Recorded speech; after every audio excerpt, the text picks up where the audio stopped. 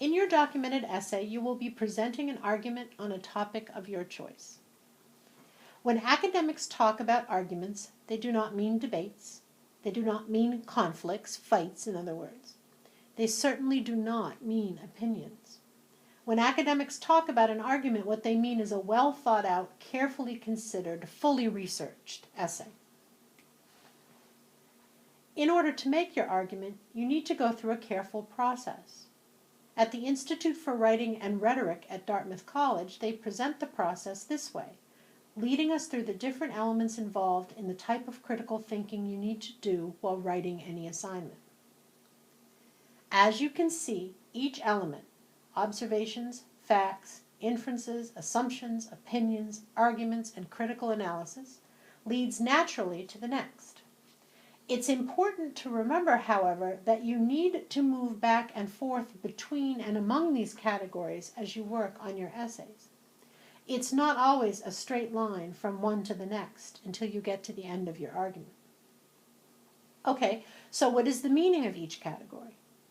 I'm going to use examples from a book chapter I wrote to illustrate my explanations. That chapter is titled Dale Evans, Girly Girl with a Six Gun. Dale Evans was paired with Roy Rogers in a number of what they called singing cowboy movies from 1944 to 1951. Okay, we start with observations. We're generally used to thinking of observation in terms of literally seeing things or in terms of experiments in a lab.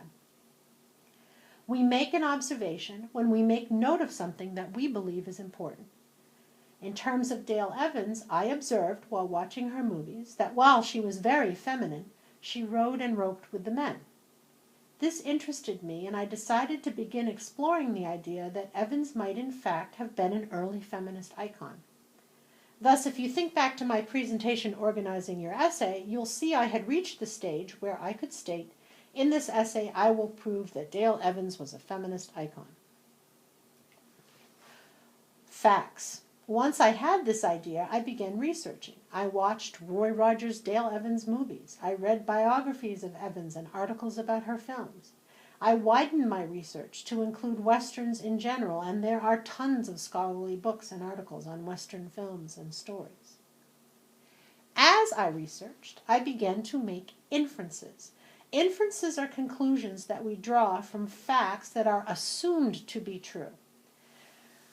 I discovered that critics and academics appeared not to have thought of Dale Evans as a feminist icon. I inferred that because I could find no book, article, or website that discussed feminism and Dale Evans.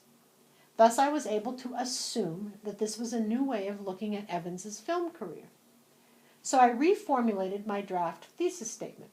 In this essay, I will prove that Dale Evans was a feminist icon, a fact which has been overlooked by most critics. Note that I hedged my bet a little, putting in the qualifying most, just in case.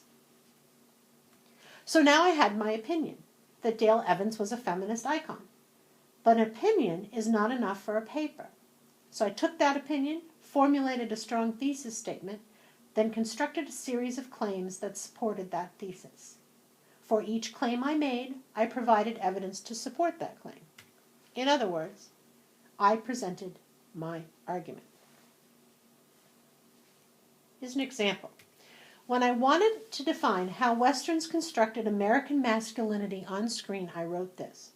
Please pause the video and take a minute or two to read it through.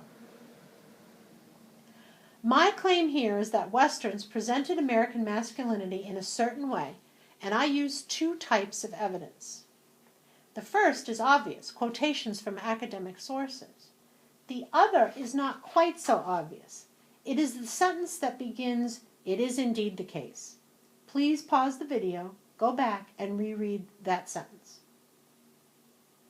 Here, you see I'm asking the reader, in essence, to provide her own evidence, to think back to Westerns she has seen and remember what the hero was like. And when I wanted to prove that Dale Evans was an active participant in the masculine world of the Western, I wrote the following. Again, please pause the video and read the paragraph through.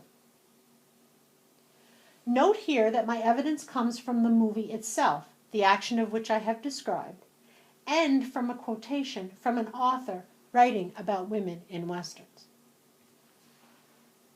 The final element in the Institute's list, critical analysis, is when we examine arguments, our own and others, to see if they hold up. We look at all the aspects of an argument, questioning whether the observations are correct, the assumptions sound, the facts really facts and not just opinions. This is what I did with my essay on Dale Evans. Only after I had made sure that all the elements were sound and that I had proved my thesis did I submit the work to the editor of the collection in which the chapter appears.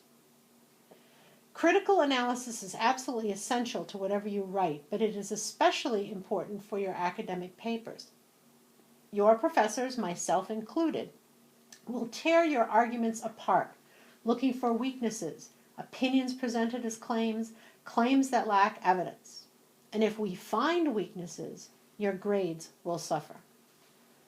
By keeping these 7 elements of critical thinking in mind as you work on your documented essay, you will be able to construct a strong, focused thesis statement which will lead to a clear and cogent argument.